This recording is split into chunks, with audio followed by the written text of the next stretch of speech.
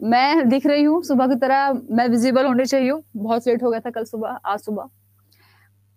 भैया आप सभी को मेरी वॉइस ऑडिबल है और मैं आपको दिख रही हूँ क्या? दो यस, बस मुझे यस सुनना है, फिर हम क्लास में आगे बढ़ेंगे।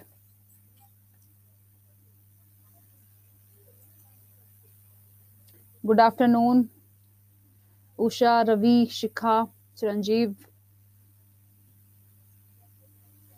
सभी बोरिया बिस्तर लेके आराम नहीं करना है, ये बोलो सभी कॉपी किताब लेके पहुंचे। बोरिया बिस्तर नहीं लाना था चिरंजीव।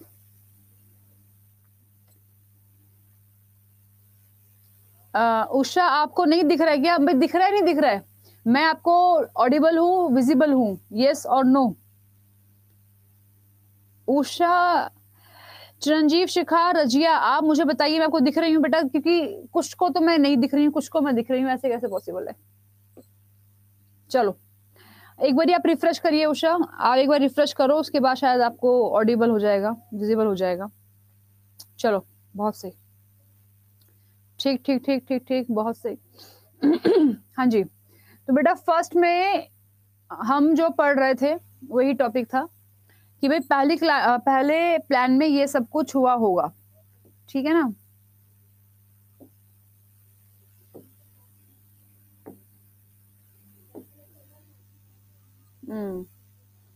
LIC दिख रही हैं, ठीक है, ओके।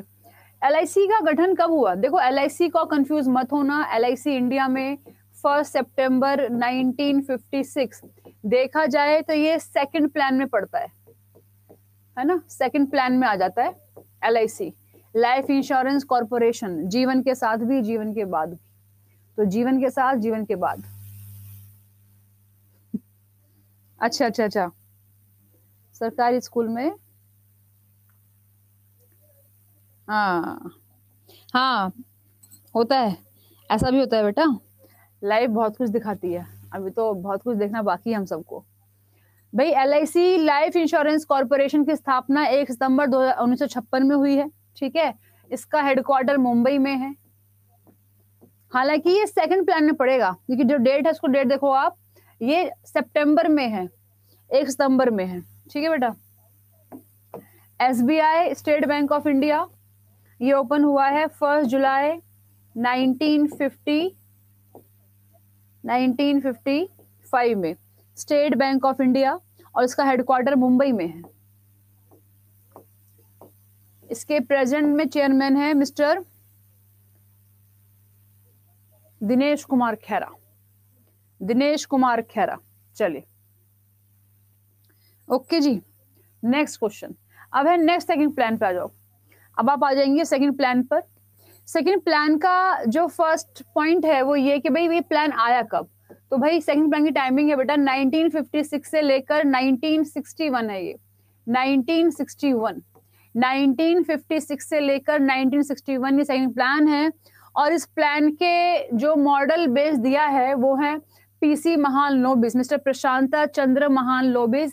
ये बहुत इंपॉर्टेंट पर्सनालिटी हैं, यही वो पर्सनालिटी हैं जिन्होंने इंडिया में नेशनल इनकम को फाइंड आउट करने का फॉर्मूला बताया। इट मीन्स यही वो पर्सनालिटी हैं जिन्होंने देश की राष्ट्रीय आय को निकालने का फॉर्मूला बताया, है ना, पीसी महालनोबिस। पीसी महालनोबिस जी का जो बर्थडे है वो बेटा 29 जून को आता है, 29 जून को इनका बर्थडे होता है।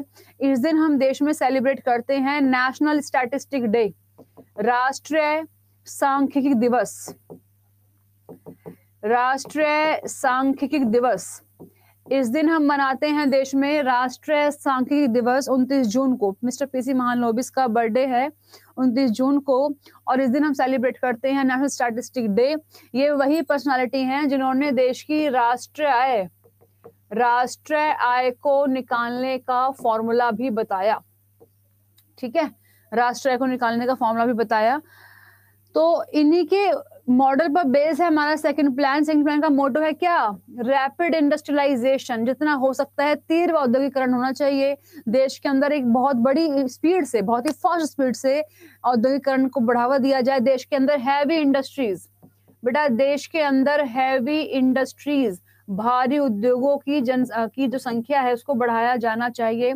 इंडिया में एक मिनिस्ट्री है, ministry of heavy industries, ministry of heavy industries, भारी उद्योग मंत्रालय, इंडस्ट्रीज।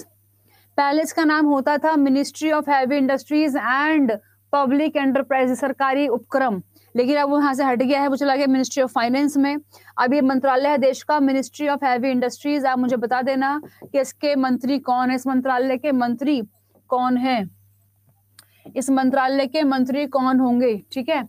उसके बाद यहाँ पर एसबीआई के एसोसिएशन, ये बेटा एसोसिएशन है, एसोसिएशन भी ओपन हो जाएंगे। आप सुनते होंगे ना, state bank of Patiala, state bank of Bikaner, state bank of Jaipur, state bank of Indore, state bank of Bikaner and Jaipur, ये सब कुछ क्या थे? एसोसिएट बॉडी थे, ठीक है। तो उनकी शुरुआत इंडिया में होने लगेगी 1959 से।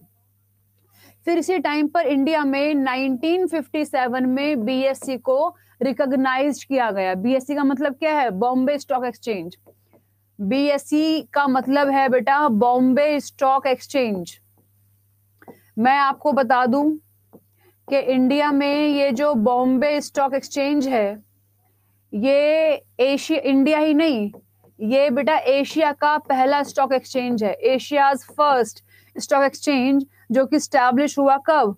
ये स्टैब्लिश हुआ 9 जुलाई 1875 में। 9 जुलाई 1875 में स्टैब्लिश हुआ बीएससी, बॉम्बे स्टॉक एक्सचेंज। ये एशियाज फर्स्ट स्टॉक एक्सचेंज है।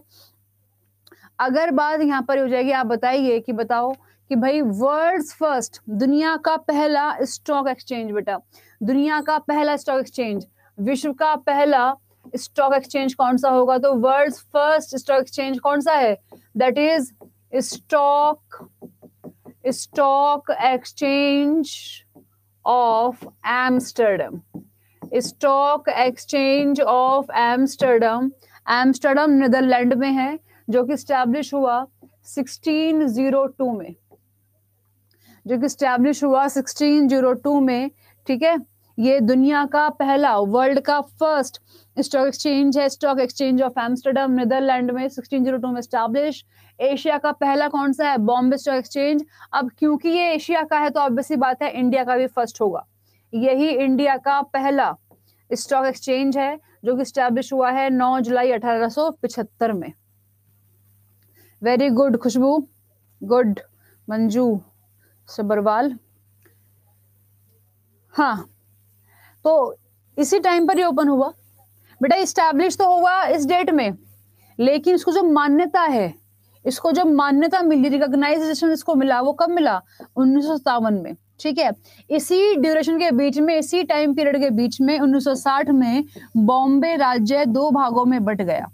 बॉम्बे राज्य को 2 भागों में बांट दिया गया, गुजरात जो लोग गुजराती बोलते हैं और महाराष्ट्र जो लोग मराठी बोलते हैं। पहले महाराष्ट्र नाम का कोई भी राज्य नहीं होता था, पहले हम बॉम्बे पढ़ते थे, और बॉम्बे का मतलब गुजरात और महाराष्ट्र दोनों का कंबाइंड। लेकिन बाद में 1960 में इन दोनों का बाइफर्केशन कर दिया, दो भागों में बांट दिया। ठीक है, हमने टारगेट रखा था यहाँ पर 4.5% को अचीव करने का, लेकिन हमने थोड़ा सा कम अचीव कर पाए हम 4.27%। 4.27%। खुशी मेहता, ये क्या लिखा है आपने? खुशी 1 to 5 मैं समझी नहीं। खुशी मेहता, हाँ जी 1 to 5 बेटा क्या है ये, मेरे को समझ में नहीं आया। वेरी गुड संजीव, ठीक है। ये स्लाइड क्लियर है? ये स्लाइड मैं आपको आज ही अपलोड कर दूंगी। आप मुझे एक बार कंफर्म कर देना कि आपको कल ये सब कुछ मिल गया है ना, मतलब कल की जो पीडीएफ थी आपको मिल गई है, ठीक है। और बेटा इसी टाइम पीरियड में इंडिया के अंदर हाइड्रो इलेक्ट्रिक पावर, मतलब डैम बनने जब शुरू होंगे तो जो पानी रुका हुआ है डैम के अंदर, उससे हम बिजली बनाना शुरू कर देंगे, ठीक है। यहाँ पर 5 स्टील प्लांट भी ओपन किए गए, लेकिन इस टाइमिंग में 3 ओपन हुए। 5 का एजेंडा रखा गया कि हमको 5 बनाने हैं। ओके, एक खुशी जो क्लास है आपकी इकोनॉमिक्स की क्लास है, और बेटा आपके एग्जाम में यहाँ से क्वेश्चन पूछ लेता है। हालांकि आपको बच्चों को पढ़ाना नहीं है ये, लेकिन जो आपका एग्जाम होगा उसमें कॉमन टॉपिक में एसएसटी सोशल साइंस वगैरह आती है, उसमें क्वेश्चन पूछ जाएगा आपको। मंजू सबरवाल, रात को 12 बजे मैंने की होगी बेटा, आप चेक कर लेना एक बारी, आपको मिल जानी चाहिए। कल की दोनों पीडीएफ आपको मिल गई होंगी, सभी को मिली है या नहीं, या सिर्फ मंजू को भी दिखी नहीं है? कंफर्म करिएगा, अगर नहीं मिली है तो मैं एक बार और अपलोड करूंगी। मेरे अकॉर्डिंग मिल जानी चाहिए आपको। 2 पीडीएफ होंगी कल की, ठीक है। तो बेटा इसमें यहाँ पर 3 प्लांट्स ओपन किए गए थे, भिलाई में, दुर्गापुर में, राउरकेला में। आप मुझे बताओ भिलाई कौन से राज्य में पड़ेगा, दुर्गापुर कौन से राज्य में? हालांकि दुर्गापुर वेस्ट बंगाल में, राउरकेला कौन से राज्य में पड़ेगा?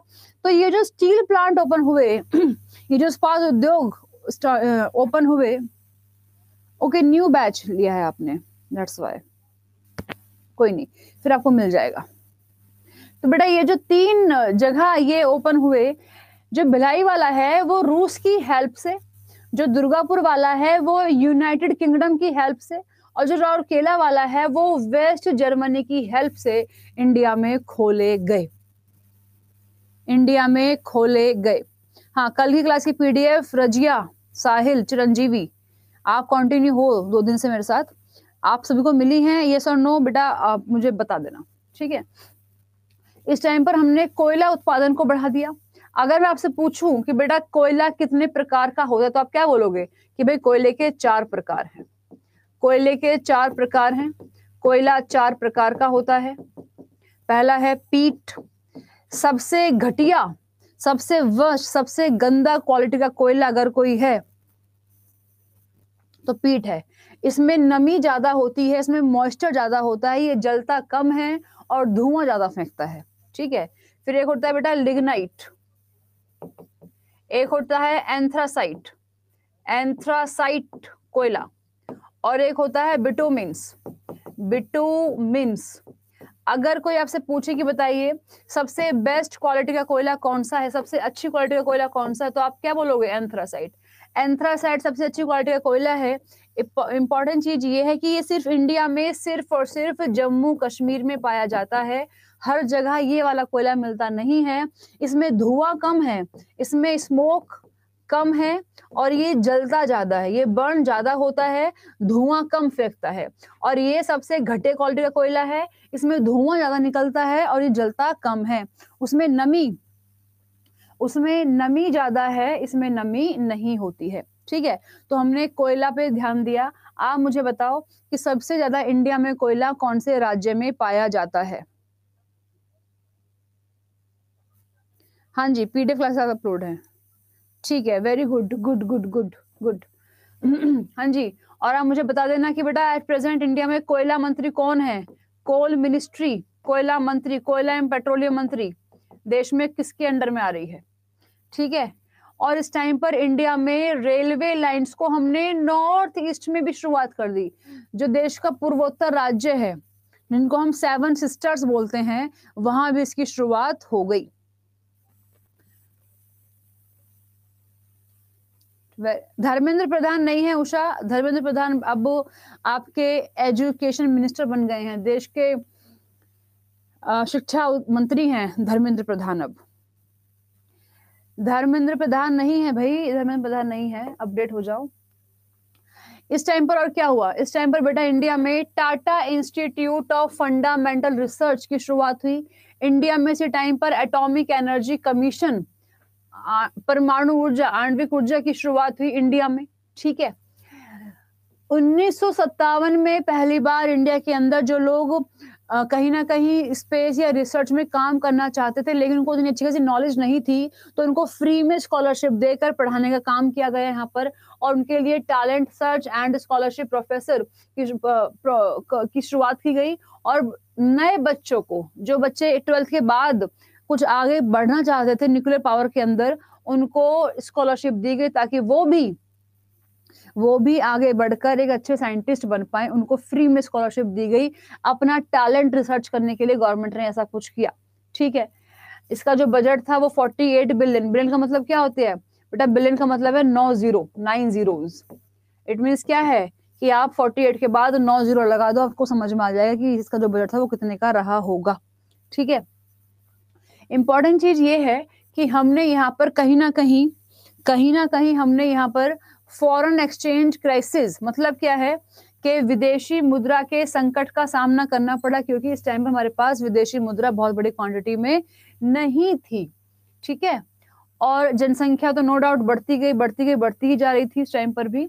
और लेकिन अगर कोई आपसे पूछे कि भाई ये जो पूरा प्लान है ये हम फोकस कर रहे हैं हैवी इंडस्ट्रीज पर, भारी उद्योगों पर हमने फोकस किया, लेकिन कुछ इकोनॉमिस्ट, कुछ अर्थशास्त्रियों का ये भी मानना था कि इंडिया अभी एक नया देश बना है, नया भारत बना है, अभी हमने आजादी ली है, और आजादी के तुरंत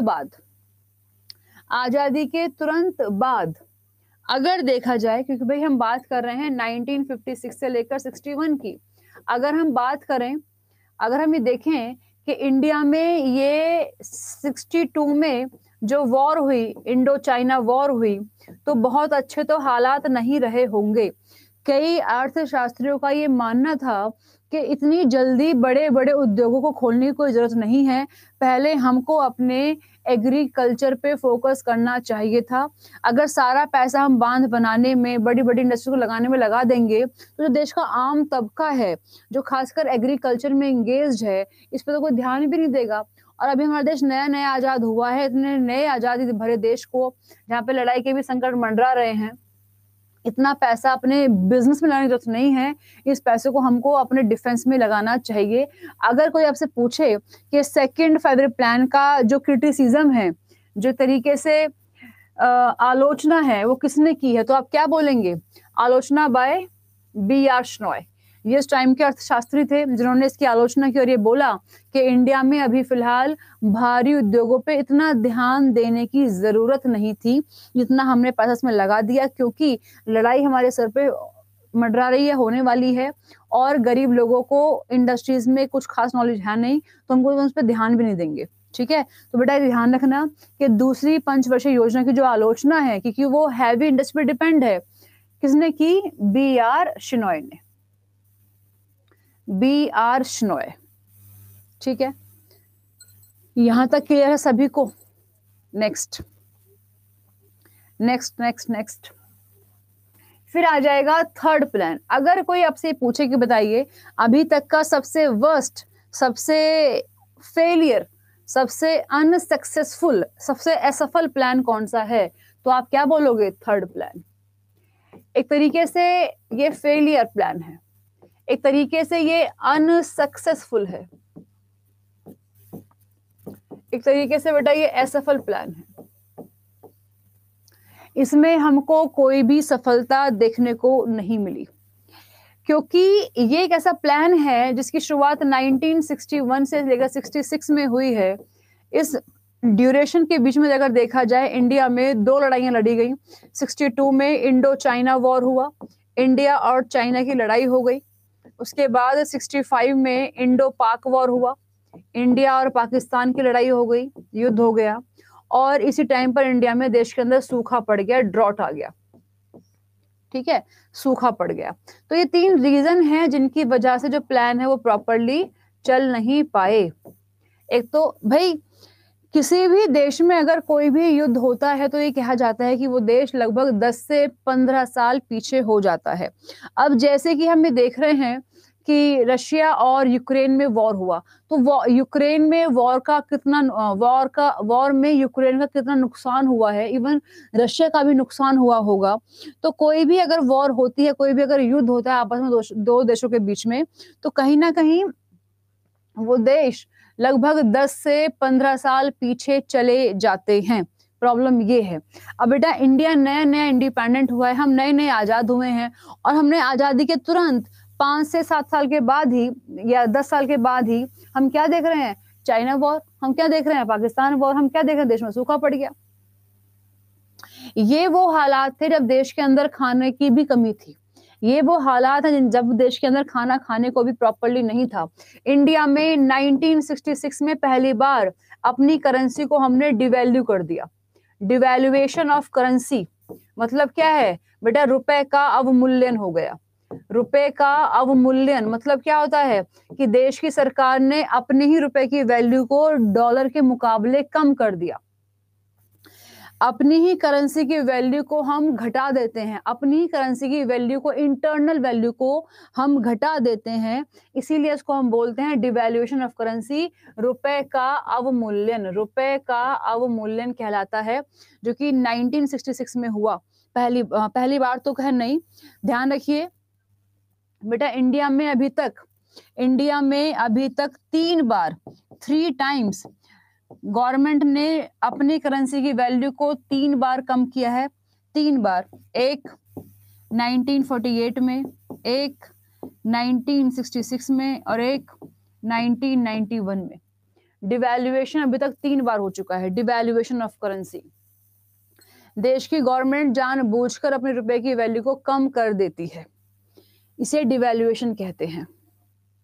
जब देश की सरकार अपनी ही करेंसी की वैल्यू को जानबूझकर कम कर देती है, पर्पसफुली कम करती है ताकि एक्सपोर्ट को बढ़ावा मिले, है ना, निर्यात को बढ़ावा दिया जाए। हम अगर सस्ते में बेचेंगे तो लोग हमारे पास खरीदने के लिए आएंगे। इस पॉइंट ऑफ व्यू से ये जो टॉपिक है आपका मैं कराऊंगी फॉरेन ट्रेड में, आप समझ जाओगे विदेश व्यापार के अंदर कि डिवैल्यूएशन होता क्या है। ठीक है, ये सब टॉपिक मैं कवर करा दूंगी आपको। उसके बाद ये वही हालात हैं जब देश के अंदर देश के प्रधानमंत्री थे LBS, मिस्टर लाल बहादुर शास्त्री। लाल बहादुर शास्त्री जी ने लोगों को ये एड्रेस किया और ये बोला कि भाई देखो, हमारे पास बहुत ज्यादा खाने के लिए चीजें नहीं है, हमारे पास प्रॉपर्ली खाना नहीं है, तो मेरी ये रिक्वेस्ट है देश के लोगों से कि अगर हो सके तो आप एक वक्त का खाना खाना छोड़ दो, ताकि जो बॉर्डर पे आर्मी लड़ रही है हमारे लिए, उसके पास तक प्रॉपर्ली खाना पहुंचाया जा सके। क्योंकि खाना आर्मी के लिए बेहद जरूरी है, खाना ही नहीं होगा तो उनके अंदर एनर्जी नहीं होगी, वो लड़ ही नहीं पाएंगे।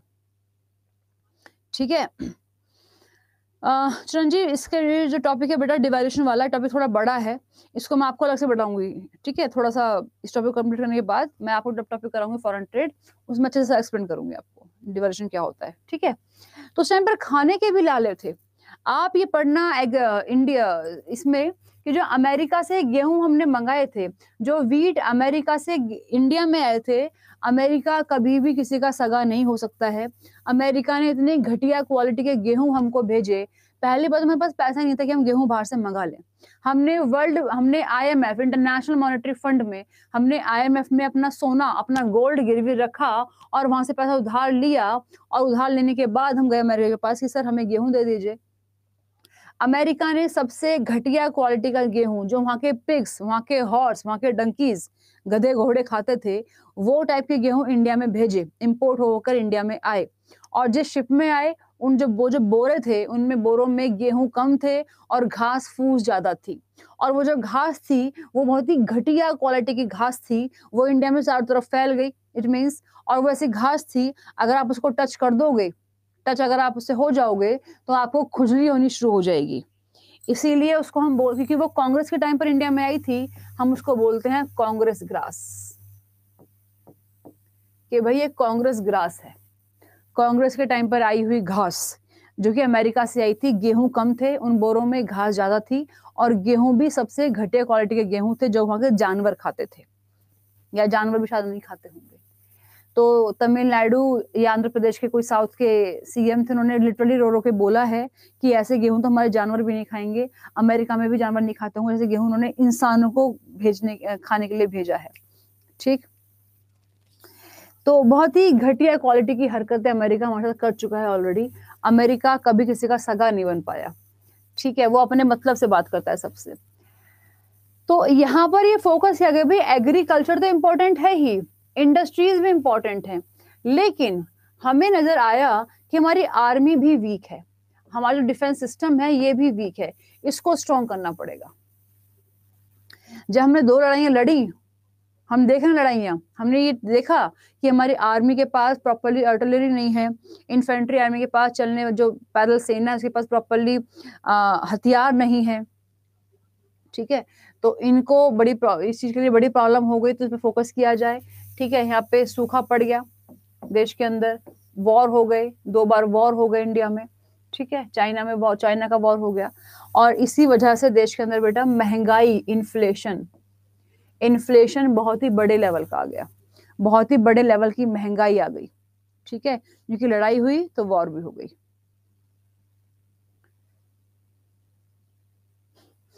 ऐसा कोई सगा नहीं है जिसको अमेरिका ने ठगा नहीं है, लिटरली है ये, सच में।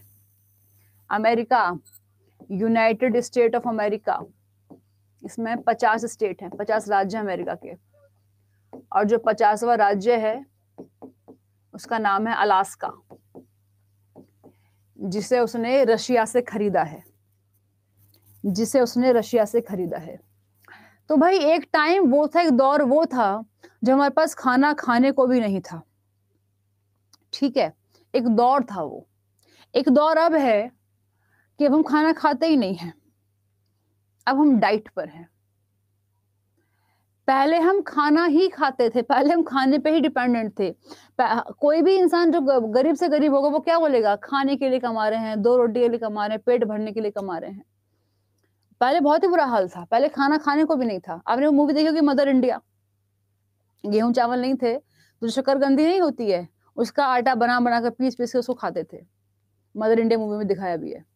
ठीक है, तो पहले हमारे पास गेहूं चावल नहीं थे तो हमें वही चाहिए था, अब है, अब भगवान का दिया हुआ देश में सब कुछ है, अब भर भर के गेहूं चावल हैं, अब हमें खाने नहीं है क्योंकि हम जिम जाते हैं, हमको मना कर रखा है, हम अब डाइट पे हैं, अब हम उबला हुआ खाना खाते हैं, अब हम सैलड पे जिंदा हैं, अब हम टमाटर खीरे खा के अपना पेट भर रहे हैं।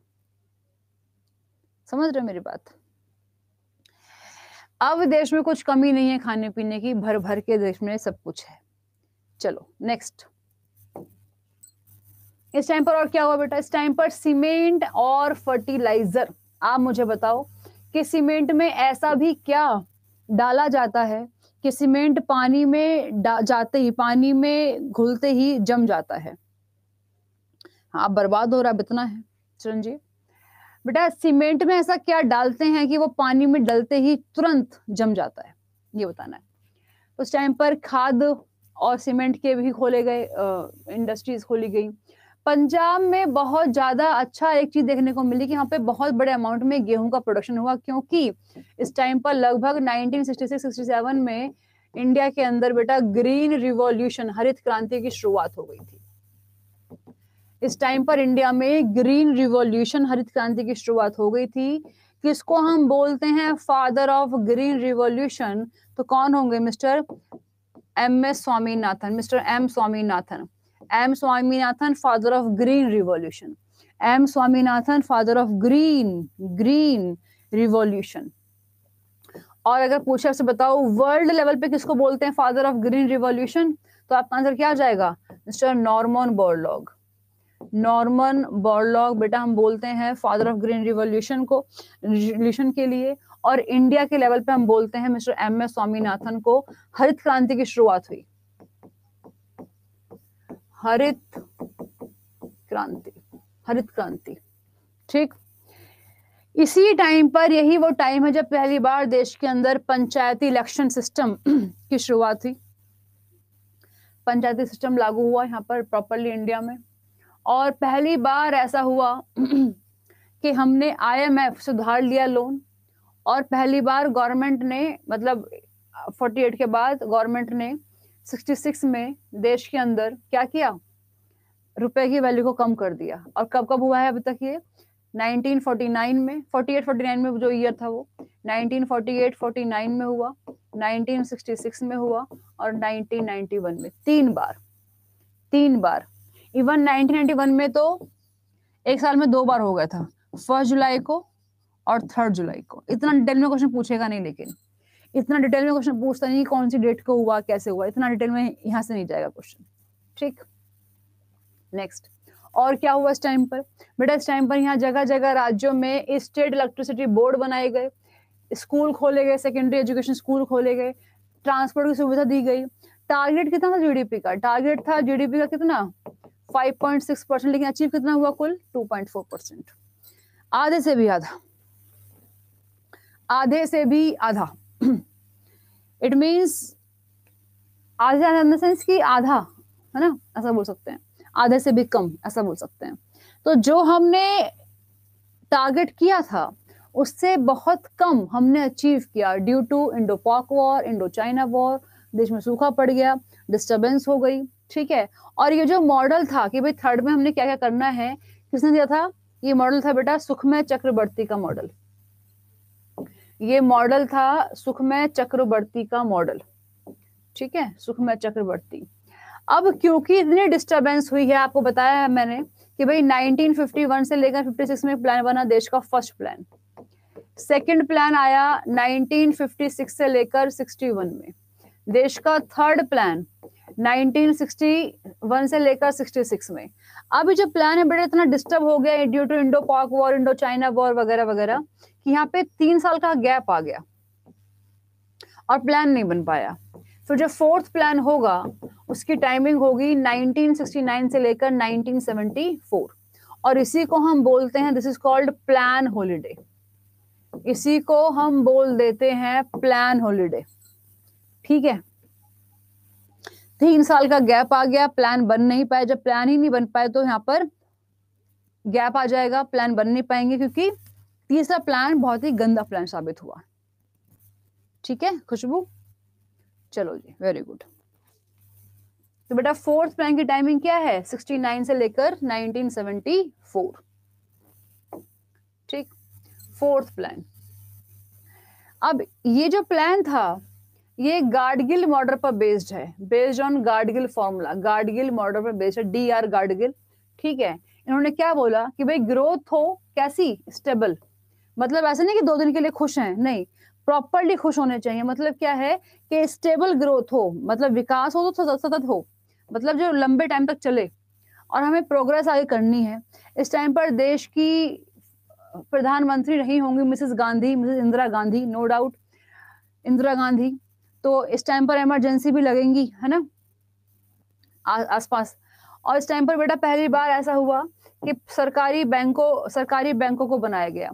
जो बैंक प्राइवेट थे, पहली बार ऐसा हुआ कि प्राइवेट बैंकों को सरकारी बैंक बनाया गया। PSB इसका मतलब क्या है, public sector bank, public sector bank. पहली बार देश के अंदर प्राइवेट बैंकों को सरकारी किया गया। इससे पहले कोई भी बैंक सरकारी नहीं होता था, सभी बैंक प्राइवेट बैंक ही होते होंगे। अगर कोई आपसे पूछेगा बताओ देश के अंदर सरकारी बैंक कितनी बार में सरकारी बने, तो देखो आपका आंसर क्या हो जाएगा कि भाई इंडिया में 2 फेजेस में बैंकों को सरकारी बैंक बनाया गया। कब कब बेटा, इंडिया में 2 फेज में बैंकों को सरकारी बनाया गया। कब कब, एक बनाए गए 19 जुलाई 1969 को, और दूसरा 15 अप्रैल 1980 को। ठीक है, पहली बार में बेटा 14 बैंकों को सरकारी बैंक बनाया गया, और दूसरी बार में 6 बैंकों को सरकारी बैंक बनाया गया। ठीक, वेरी गुड। और जब पहली बार सरकारी बैंक बनाया गया 14 बैंकों को, उस टाइम पर RBI गवर्नर कौन होंगे, उस टाइम पर RBI गवर्नर थे कौन, मिस्टर LK झा।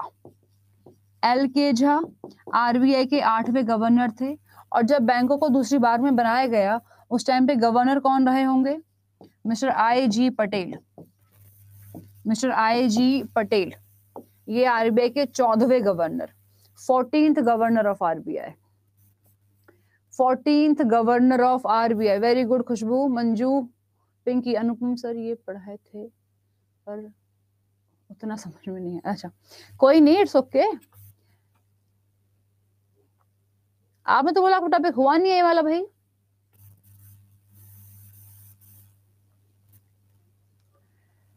ये टॉपिक रिपीट तो नहीं हो रहा है, ये टॉपिक ऐसा तो नहीं कि आपका हो गया हो और आप मुझे बता नहीं रहे हो।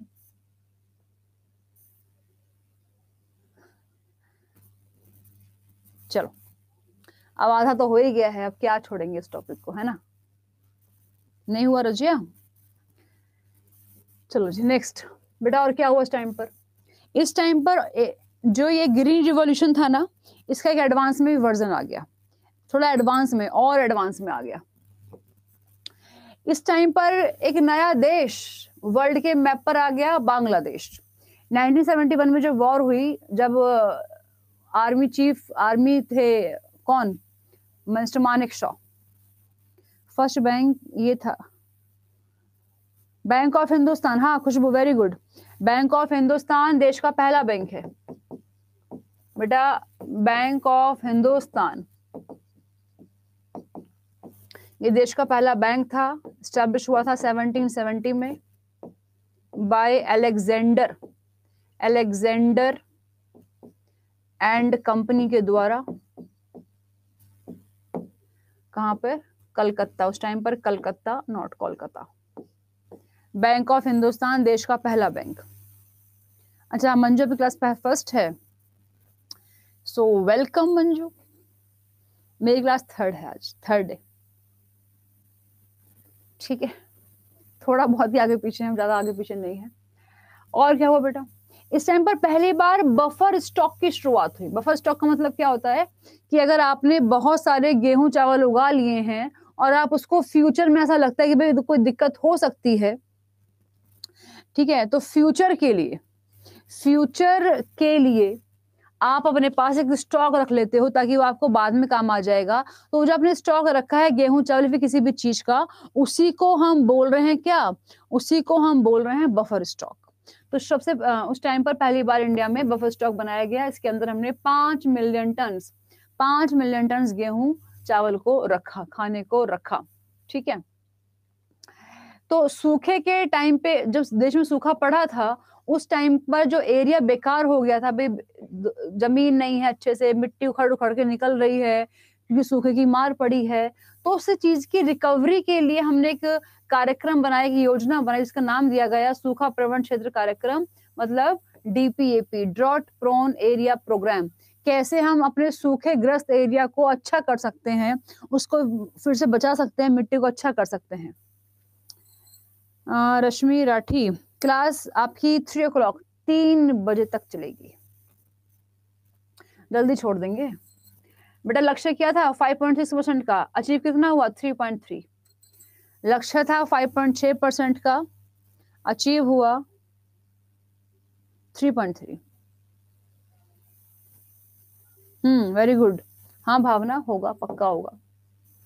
फिर देश में 5th प्लान। बहुत बार आपसे ये क्वेश्चन पूछ लेगा बेटा, बहुत बार आपसे क्वेश्चन पूछेगा, बताइए कौन से प्लान में देश के अंदर, किस प्लान में देश के अंदर गरीबी हटाओ का नारा मिसेस इंदिरा गांधी ने दिया? तो गरीबी हटाओ, गरीबी उन्मूलन का जो नारा है, जो कि मिसेस गांधी, या उसको हम बोलेंगे श्रीमती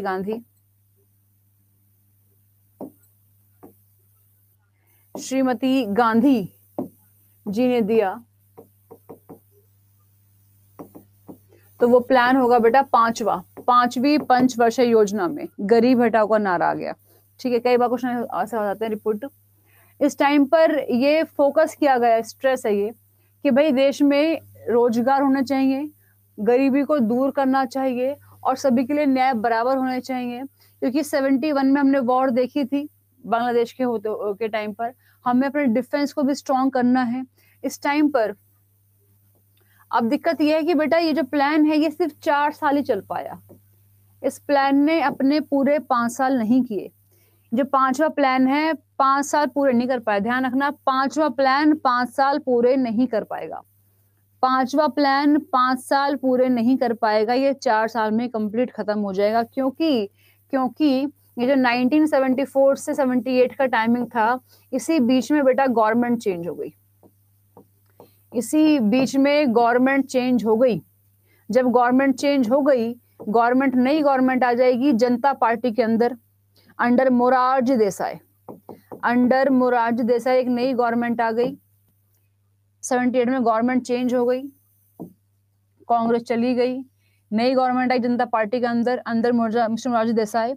अब जब मोरारजी देसाई के अंडर में नई पार्टी आई, नई गवर्नमेंट आई, देखो आपको बताया क्या है कि जब भी कोई नई गवर्नमेंट आती है वो कुछ अपना ही इम्प्लीमेंट करना चाहती है।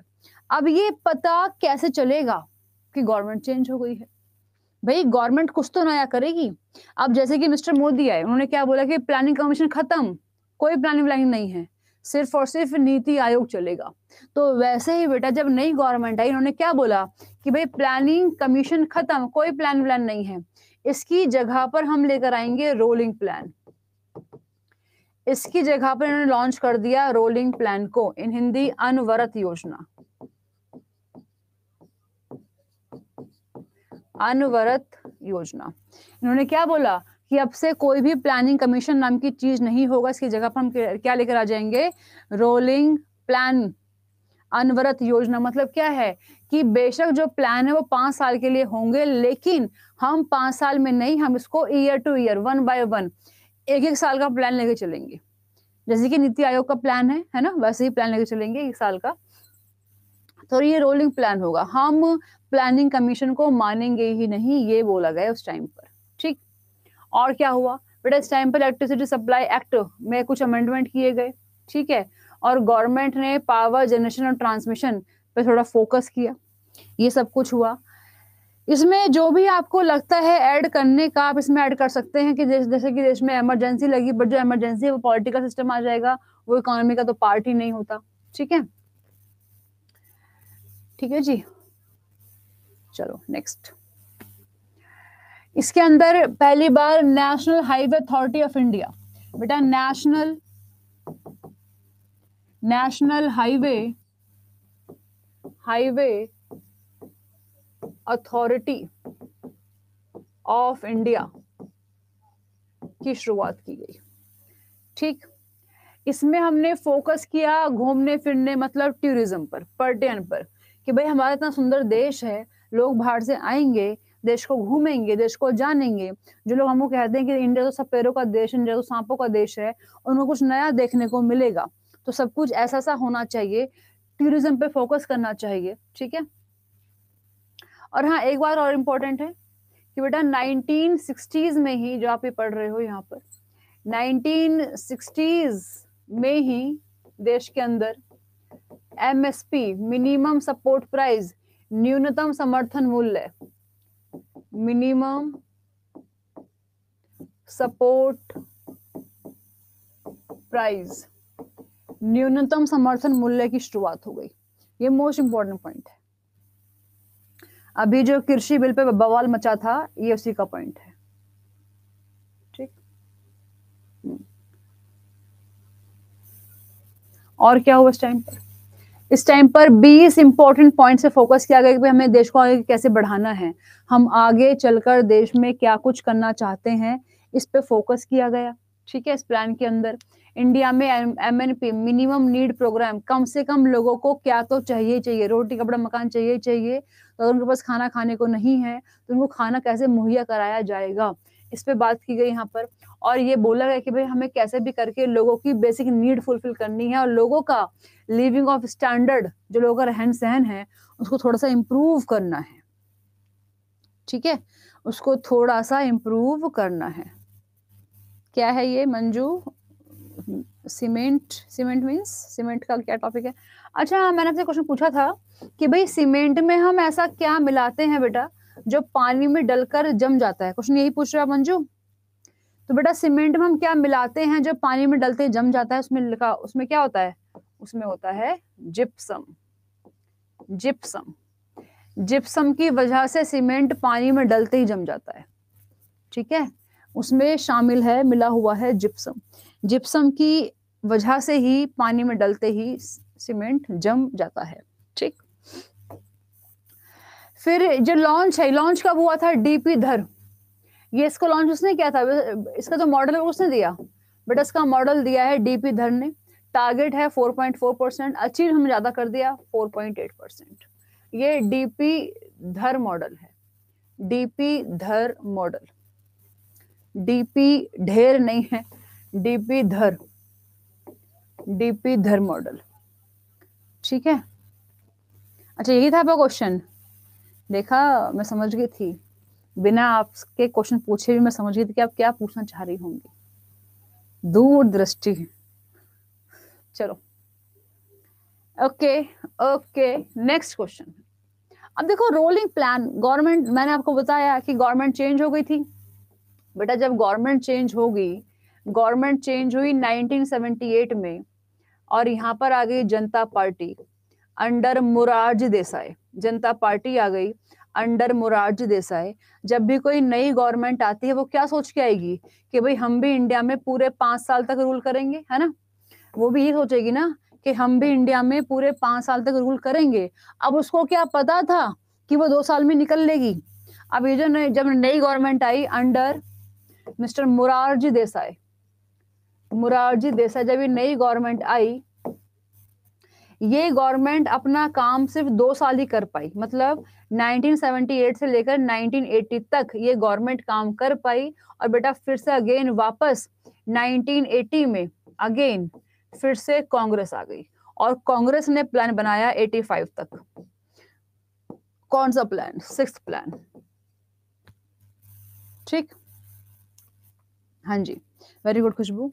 तो ये जो प्लान था कांग्रेस का वापस एग्जीक्यूट हो गया, प्लानिंग कमीशन फिर से शुरुआत हो गई, रोलिंग प्लान खत्म हो गया, ठीक है। ये ऐसा ही हो गया जैसे कि मान लीजिए अगर इस बार अगले 2024 में अगर राहुल गांधी आ जाएं और ये वो बोलें कि भाई हम नीति आयोग को नहीं मानेंगे, हम वापस से अपना प्लानिंग कमीशन ही लेकर आएंगे, ये कुछ ऐसी सी बात हो जाएगी, ठीक। जब कोई दूसरी गवर्नमेंट आएगी वो पुरानी गवर्नमेंट वाला काम कंटिन्यू क्यों करेगी, वो कुछ नया इंप्लीमेंट कर देगी ना, कुछ नया कर देगी, ऐसा। तो बेटा ये जो प्लान बनाए गए थे वो 3 टाइप के प्लान थे इस गवर्नमेंट के अंदर, जनता पार्टी के अंडर। फर्स्ट प्लान 1 साल का होगा, फिर दूसरा प्लान जो प्लान थे वो 3 साल, 4 साल, 5 साल को इंडिकेट कर रहे थे। जो बड़े बड़े प्लान है वो 10 सालों के लिए, 15 सालों के लिए, 20 साल के लिए होंगे। इट मीन्स यहाँ पे थोड़े टाइम के लिए प्लान थे और लंबे टाइम के लिए प्लान थे, जैसे कि अभी फिलहाल है। अभी क्या है नीति आयोग के अंदर, अभी नीति में जो प्लान है वो गवर्नमेंट ने क्या बोला स्टार्टिंग में, जब गवर्नमेंट 2014 में इंडिया में आई, मिस्टर मोदी की गवर्नमेंट, उन्होंने क्या बोला कि भाई शुरुआती जो 3 साल होंगे वो हमारा मिशन होगा, जो भी हम सोचकर आए हैं हमको वो करना है देश के अंदर। फिर वो ट्रिपल तलाक हो, है ना, राम मंदिर हो, बहुत सारी चीजें हैं, ठीक। फिर जब 3 साल पूरे हो जाएंगे, गवर्नमेंट ने ऐसा बोला कि 17 में हम जो प्लान बनाएंगे वो 7 साल को कंटिन्यू करेगा, 7 इयर्स के लिए होगा। हम क्या करेंगे आने वाले 7 सालों में, वो हमारा विजन है। अब बेटा विजन हो गया, 7 साल पूरे हो गए, 7 साल का मतलब क्या है, 17 साल का 2024 आ गया, आने वाला है अगले साल, ठीक है। फिर गवर्नमेंट ने क्या बोला कि अब जो हमारा प्लान होगा वो पूरे 15 सालों के लिए होगा, और ये हमारा रोड मैप है। इट मीन्स गवर्नमेंट बहुत आगे का सोचकर चल रही है। गवर्नमेंट को पूरी उम्मीद है कि गवर्नमेंट रिपीट होगी, 2024 में भी मिस्टर मोदी की गवर्नमेंट बनेगी, और वो गवर्नमेंट आगे आने वाले टाइम में पूरे 15 साल तक रूल करेगी। लगभग देश में गवर्नमेंट लगा लो आप 2024 से लेके 15 साल और लगा लो, मतलब मान के चलो 2038 के आसपास तक गवर्नमेंट रहेगी। हट गया है क्या मुन्नी? अच्छा, बहुत बड़ी खुशखबरी है बेटा, बहुत अच्छी बात है। फिर तो तुक्के बतुक्के लगाओगे आप, जय माता दी रॉक करोगे, जय माता दी, देखा जाएगा जो होगा। अगर नेगेटिव मार्किंग हट गई है फिर तो ये जय माता दी, अरे जो नहीं आता वो भी कर दो, क्या पता तुक्का ही लग जाए, अच्छा ही हो जाए, है ना। Very good good good good good good. चलिए नेक्स्ट, फिर है बेटा 6th प्लान। तो 6th प्लान की टाइमिंग है ये 1980। देखो अगर कोई पूछे आपसे कि बताओ पूरे प्लानिंग में कितने ईयर्स का गैप आया है, तो बेटा अगर गैप की हम बात करें तो पूरे प्लानिंग में 7 ईयर्स का गैप है। पूरे प्लान में 7 सालों का गैप आया है।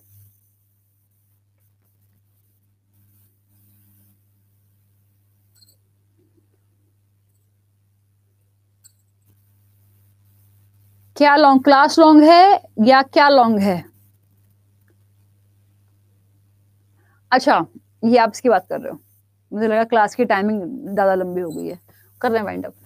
बेटा पूरे गैप अगर हम देखें तो 7 साल का गैप है। इन 7 सालों में प्लान बने ही नहीं है।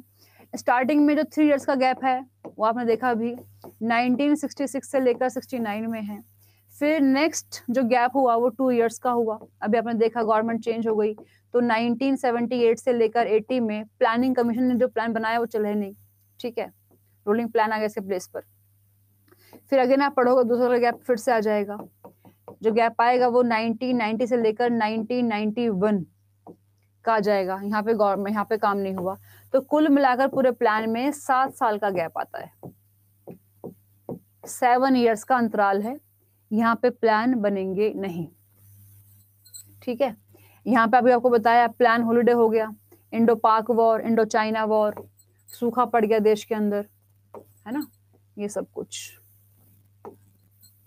यहाँ पे तो गवर्नमेंट ही चेंज हो गई, गवर्नमेंट चेंज, यहाँ वॉर हो गई और देश में सूखा पड़ गया, ड्रॉट हो गया, फैमिन हो गया। और यहाँ बेटा क्या हो गया, यहाँ इकोनॉमिक क्राइसिस, आर्थिक संकट आ गया। इन वजह से, इन सभी वजहों से जो ये गैप आया है, ठीक है।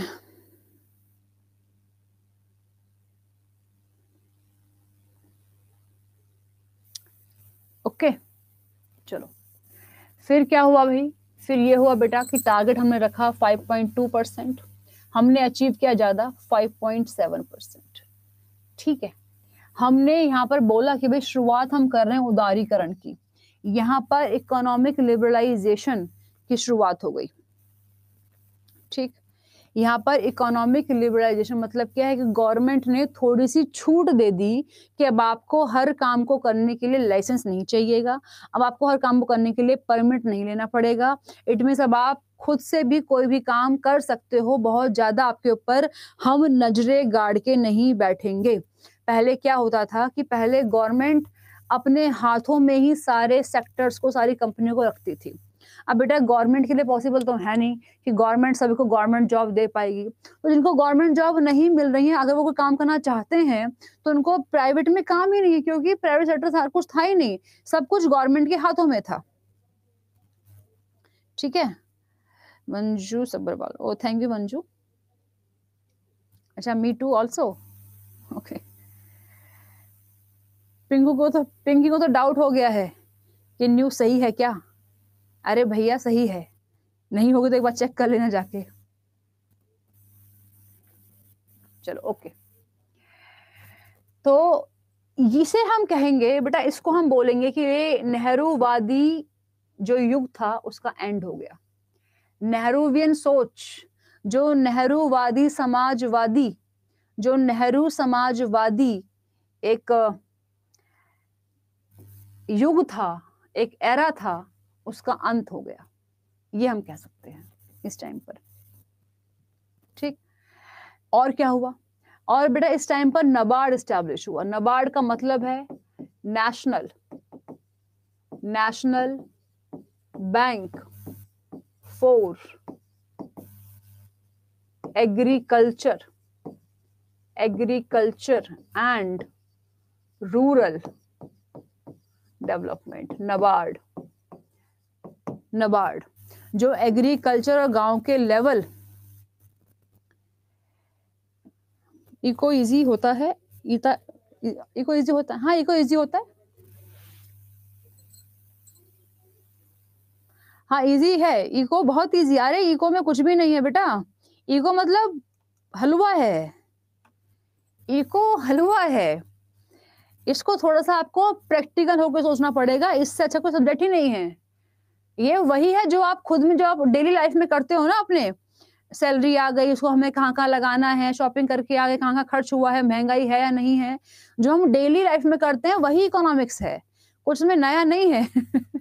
बहुत ही ईज़ी है, मतलब हलवा टॉपिक है, हलवा सब्जेक्ट है। ट्यूशन देती नहीं हूँ, ट्यूशन पढ़ा रही हूँ, अभी आपको जो पढ़ा रही हूँ वही ट्यूशन है बच्चों। Thank you so much Pinki. अब तुम इतनी तारीफ़ करोगे तो मैं रो ही दूँगी ऐसे, बड़े-बड़े आँसू। Thank you so much. ये आपका प्यार है जो आप मुझ पे शॉवर कर रहे हो ऐसे, ऐसे, ऐसे। बेटा आप बस आप एग्ज़ाम निकल जाएँ, आप अच्छे जगह पर स्टैंड हो जाओ, आपकी लाइफ़ सेटल हो जाए। इससे ज़्यादा मैं कुछ भी नहीं चाहती आपके लिए। आप खुश रहो हमेशा, अपनी लाइफ़ में बहुत आगे जाओ, बहुत तरक्की आप करो, इतना ही चाहती हूँ। अरे भावना मिश्रा, बेटा ट्यूशन नहीं मिलती, ट्यूशन के लिए टाइम नहीं मिलता। आप मुझसे पढ़ो और आप पढ़ाओ फिर दूसरों को ट्यूशन, तब हो पाएगा।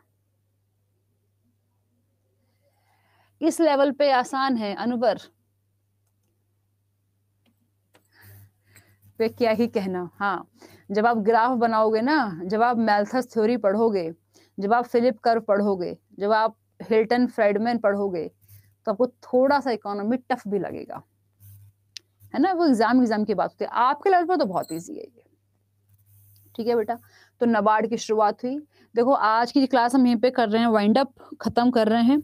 इसकी लेकिन जो पूरी पीडीएफ है, मैं आपको पूरी कंप्लीट कर दूँगी आज ही। ठीक है? इसका जो पीडीएफ है 12 पंचवर्षीय योजना और नीति आयोग तक, उसको मैं आपको आज ही दे दूँगी, अपलोड कर दूँगी। समझा मैं नेक्स्ट क्लास में दूँगी, लेकिन अपलोड मैं आज ही कर दूँगी, है ना? तो thank you very much, all the best, keep it up, good luck. आप बने रहो, आप लगे रहो। Thank you so much. मेरा आशीर्वाद हमेशा है तुम पर। तुम सब बस खुश रहो। चलो ओके, तो thank you very much, all the best. मैं शुरू से कहाँ थी? मैं शुरू से यहीं थी बेटा। यहाँ तो नहीं थी बट हाँ, जहाँ थी, लेकिन अब आपके पास ही हूँ। सारे टॉपिक कंप्लीट कराऊँगी मैं आपके। चलिए, आज की क्लास को यहीं पे करें भाई wind up. So thank you very much, all the best, good luck.